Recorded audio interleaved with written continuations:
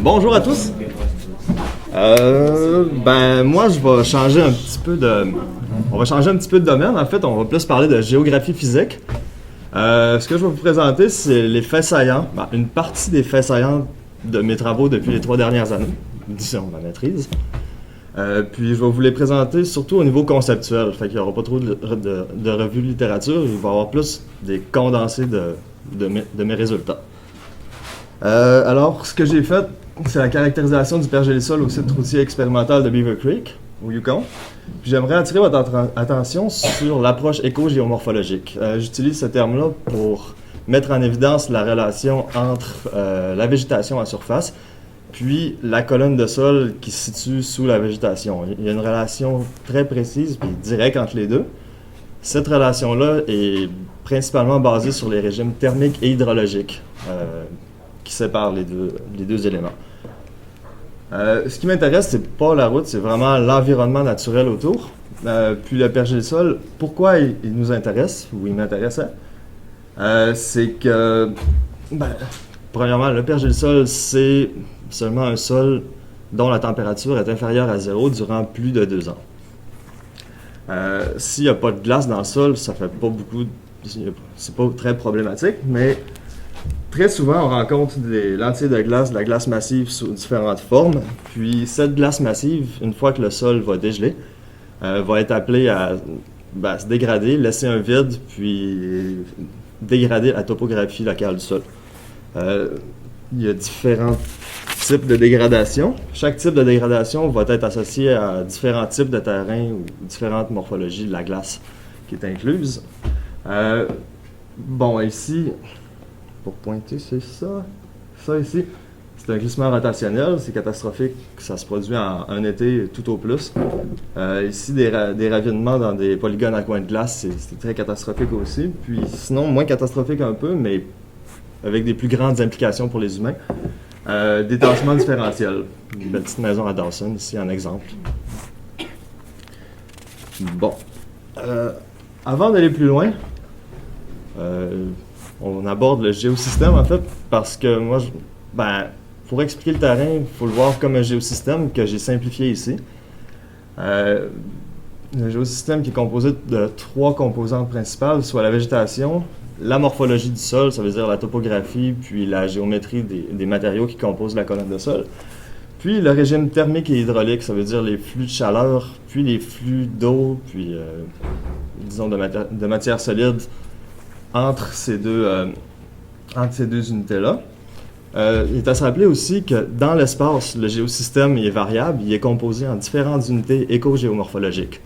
Ça veut dire à gauche, il y a tel type, à droite, il y a tel type, puis les deux peuvent interagir ensemble, puis échanger de la matière et de la chaleur aussi. Il y a des humains. Des humains qui s'infiltrent dans le géosystème. Généralement, leur présence pousse chacune des composantes du système à s'adapter. Puis il y a certaines composantes qui peuvent réagir plus fort que d'autres. Tatiana nous a bien montré avec les arroyos, par exemple. Dans les sols nordiques qui sont appelés à se dégrader, c'est principalement la morphologie, la topographie du sol qui va se modifier dû au départ de la glace contenue. Alors, les objectifs de la recherche, il y avait définir le géosystème au site d'étude, distinguer ces différentes unités éco-géomorphologiques, ça veut dire les différentes parcelles qui se côtoient sur le terrain, puis en caractériser les composantes, soit la végétation, le régime hydrologique et thermique, puis le sol, sa topographie, sa géométrie. Alors, le site d'étude, on est à Beaver Creek, sur la frontière entre l'Alaska et le Yukon, au sud-ouest du Yukon. On est à 700 mètres d'altitude, au pied d'une chaîne de montagnes, les monts Saint-Elias, qui font 4000 mètres d'altitude. Au bord de la route, la seule route qui relie les États-Unis continentales puis l'Alaska. Ça veut dire que c'est une route très stratégique pour les Américains, principalement. Le climat est très sec dû à l'effet Chugach. La masse d'air du Pacifique chargée en humidité se fait assécher par la haute altitude des montagnes. Puis on retrouve un climat continental sec avec des étés chauds et courts et secs, et des hivers froids, longs et secs aussi. Le site, plus particulièrement, est assis sur une ancienne moraine de décrépitude. Ici, j'ai mis une petite photo pour avoir une idée de quoi a l'air une moraine de décrépitude. Ça veut dire les résidus glaciaires d'un glacier qui font en place. La mise en place de cette moraine-là date du Wisconsin, pas du Wisconsin, de l'Illinoisien. Ça veut dire l'avant-dernière glaciation, qui est supérieure à 120 000 ans avant aujourd'hui. Ça veut dire 120 000 ans d'évolution du territoire. Il y a beaucoup de choses qui ont changé. Ça, c'est de quoi a l'air la moraine de décrépitude sur laquelle est assis le terrain à Beaver Creek. C'est relativement plat, légèrement ondulé, mais bon, il y a personne qui va dévaler la pente à toute allure. L'approche que j'utilise, l'approche éco-géomorphologique, plus précisément, pour y parvenir, on divise des unités selon leur couverture en surface. Ça veut dire, on part du simple postulat que telle serre écologique a une texture différente sur l'image, puis telle autre serre écologique a une texture particulière sur l'image, puis on fait juste la cartographie de ce truc. Cartographie. Ensuite, on sélectionne des sites représentatifs qu'on va étudier intensivement. On procède à l'étude intensive sur le terrain des sites représentatifs. Donc, on élucide les trois composantes, puis interprétation éco-géomorpho-génétique pour finalement comprendre c'est quoi la dynamique, puis comment mieux s'y intégrer. Alors, divisons les unités. Ça, c'est l'image satellite du terrain. Vous pouvez observer qu'il y a différents contrastes. Il y a des zones plus texturées, plus foncées ici. C'est le milieu forestier. Il y a des zones qui sont, disons, plus continues, qui se proposent un peu plus comme un fond de l'image. C'est un milieu humide. Donc, pour le reste de la présentation, vous pouvez garder en tête que le vert égale milieu forestier, puis le jaune égale milieu humide. Entre les deux, évidemment, il y a le milieu transitoire qui agit un peu comme... qui a littéralement une zone de transition entre les deux unités, qui est plus floue. Qu'est-ce qui s'est passé? OK, bouge plus. Bon, si on cartographie, voilà ce que ça donne. Ça donne une carte qui pourrait avoir l'air d'une carte de surface, mais bon, si on... Considérant le fait que les sols et les régimes hydrogéologiques sont reliés aux unités écologiques, cette carte-là peut être comprise à plus grande échelle, disons. Alors, on a en vert les unités forestières, en jaune les milieux humides, en vert pâle les milieux de transition, puis en rouge, c'est des zones d'écoulement préférentielles, des zones d'écoulement hypodermique préférentielles. On peut considérer que les unités rouges vont être jaunes, c'est des milieux humides, puis je ne vais pas pousser ces écoulements préférentiels là, au long de la discussion. Alors, je vais vous montrer les résultats qui sont caractéristiques à chaque unité, en fait, qui sont caractéristiques aux deux unités extrêmes, soit le milieu humide, qui est en fait, le milieu humide, c'est une muskeg. Une muskeg, c'est une tourbière en milieu froid, pergelée. Le sol est recouvert d'éricacées, de herbacées, des Eriophorums montés en touffe. Il n'y a pas d'arbres, ou très peu, c'est des petits épinettes noires éparses, rabougries. Alors que dans les unités vertes, la forêt qu'on retrouve, c'est une passière noire ouverte à mousse et à lichen. Avec le sol recouvert de cladina, de cladonia, c'est des lichens, avec des coussins de mousse forestière. Puis, on retrouve des saules, des aunes, des peupliers, voire même des bouleaux blancs. Donc, l'écologie est totalement contrastée entre les deux milieux, tourbière versus forêt. Les régimes hydrologiques, c'est-tu le petit fil qui fait ça? C'est correct. C'était les régimes hydrauliques. OK. Le niveau de la nappe phréatique perchée dans le milieu humide, la ligne en jaune, on voit qu'il descend pas plus bas que 10 cm sous la surface du sol. Alors que dans le milieu forestier, Ben, on a la nappe phréatique perchée descend aussi bas que 75 cm sous la surface. Puis si on regarde, si on met ça en rapport avec la profondeur de dégel,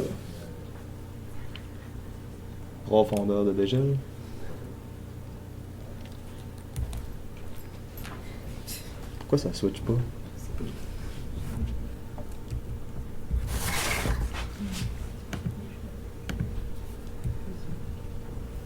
Ah, ok, l'autre. Oui, c'est bon. Ça affiche pas.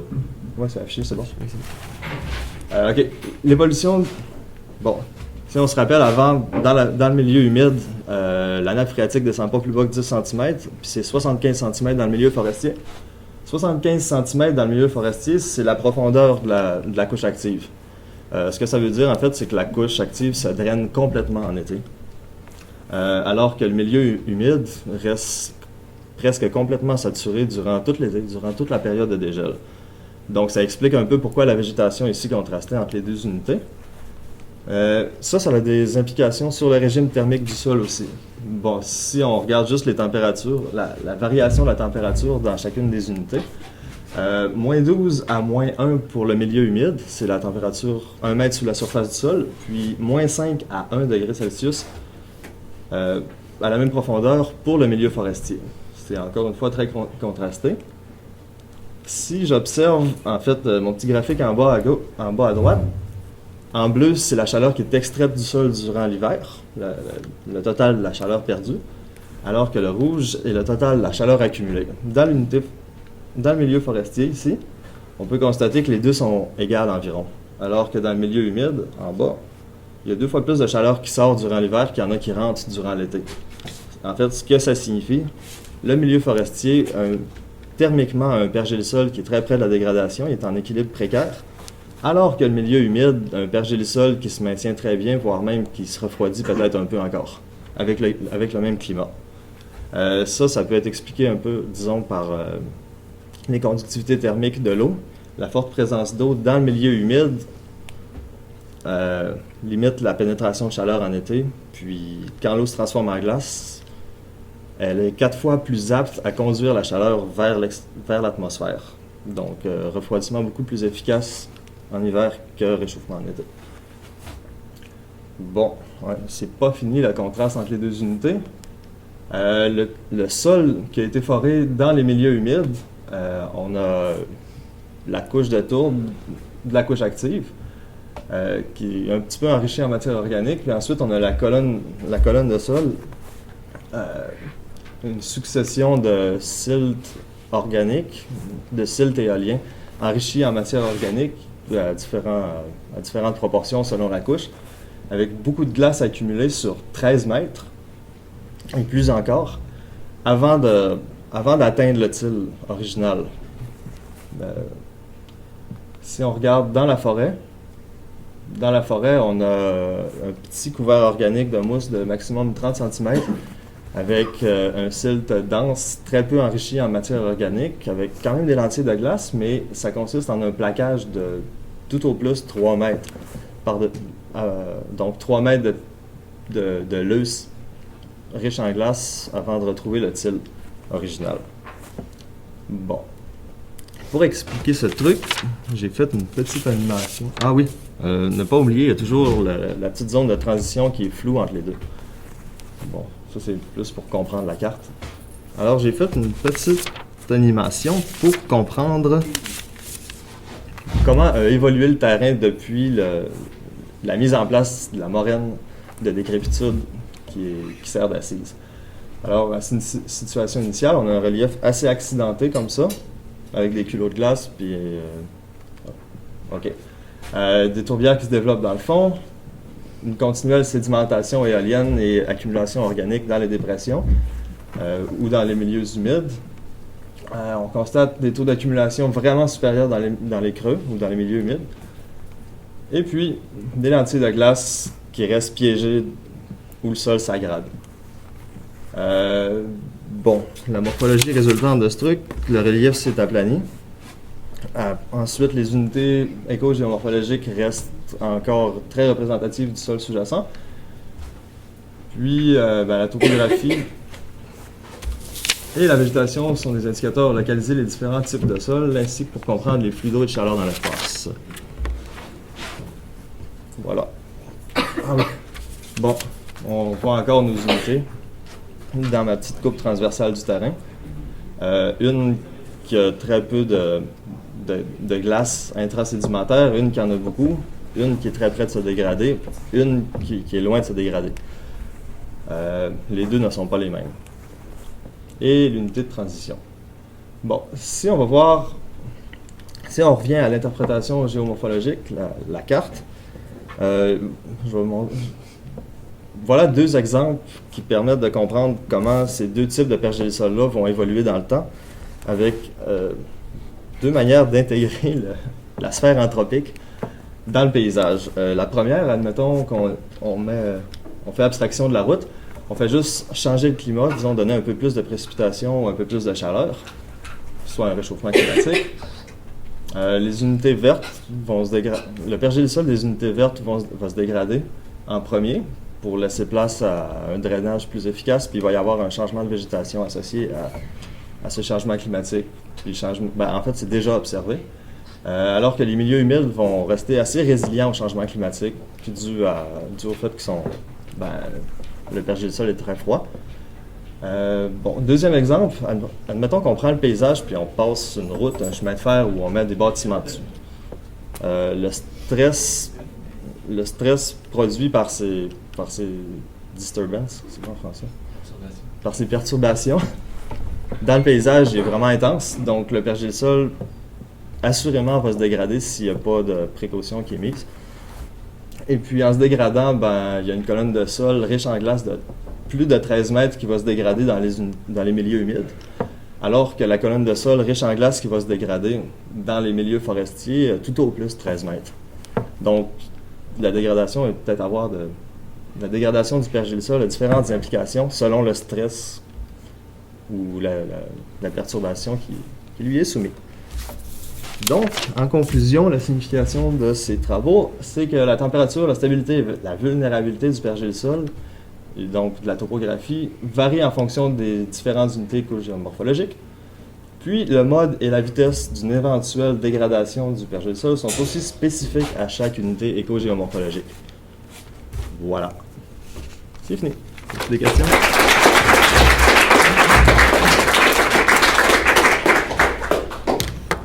Merci beaucoup. On va prendre des questions pour la prochaine diapositive. Comment la construction humaine peut affecter les unités que vous avez montrées? Ouais. Ça affecte donc les pergélisols? Ouais, en fait, c'est une question de conductivité. C'est que, admettons qu'on met une route où si on enlève la végétation, disons que son effet d'isolation est perdu. Puis il y a plus de chaleur qui va rentrer dans le sol. Donc les températures du sol vont être appelées à augmenter. Puis éventuellement, la glace qui composait la colonne de sol, la glace massive, va fondre puis s'évacuer sous forme liquide. Ce qui va créer des tassements différentiels, des dépressions ou même des glissements ou du ravinement. Fait que la topographie du sol va se modifier en fonction de la dégradation de la glace contenue dans le sol, qui fond dû à un apport de chaleur supplémentaire. Oui. Est-ce que tu prends en considération la neige, en fait, comme la durée qu'il y a un couvert de neige sur le sol par rapport aux infrastructures? Oui, moi je l'ai pas pris en compte dans cette présentation-là parce qu'au site, le climat est assez sec, il n'y a pas beaucoup de neige, puis c'est pas très venteux, donc le couvert de neige est égal partout. Sauf que, par exemple, au Nunavik, au Québec, il y a des endroits où le couvert de neige est fortement influencé par le vent. Puis, quand on met des bâtiments, par exemple, ça fait une perturbation ça fait des accumulations, des snowdrifts, qui vont avoir pour effet d'isoler le sol plus longtemps, puis de provoquer une expulsion de la chaleur moins efficace durant l'hiver. Puis, ça amorce aussi une dégradation du pergélisol, mais par effet indirect, disons. Oui. Pas le dernier maximum glaciaire, celui d'avant. C'est environ 150 à 120 000 ans avant aujourd'hui. C'est illinois pour se référer. Oui.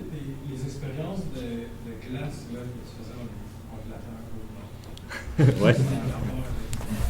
Ouais, ça a rapport avec ça, en fait. On va reculer. Bon. Ici, la colonne de sol est différente, puis les teneurs en glace sont différentes, les teneurs en matière organique sont différentes aussi. Puis, si on regarde la colonne de sol, il y a différents matériaux ici qui la composent. En fait, mon but avec les étudiants qui font des travaux dirigés en bas, c'est de donner des valeurs de géotechnique à ces matériaux-là, qui sont différemment disposés dans l'espace, pour après ça fournir une liste de paramètres pertinents aux ingénieurs puis aux modélisateurs, pour qu'ils soient capables de mieux planifier ou mieux s'intégrer dans le territoire. Fait que c'est vraiment pour donner les propriétés mécaniques du sol puis thermiques. Oui? Est-ce que tu détectes une concordance entre qu'est-ce que tu mesures sur le terrain et qu'est-ce que tu mesurais dans les frigos? Les propriétés géotechniques, on peut pas les mesurer. On peut les mesurer directement sur le terrain, mais on le fait pas. Parce qu'il y a pas vraiment. Les méthodes sont très peu accessibles pour nous. Puis, en fait, quelques paramètres que je mesure dans le fridge, c'est la résistivité électrique qui fit en effet avec celle que je mesure sur le terrain. Puis, en fait, ouais, on peut pas vraiment raccorder les deux. C'est vraiment l'approche laboratoire déterminée des propriétés mécaniques. Merci beaucoup, Voilà. Michel. Bravo. Maintenant, une petite pause avec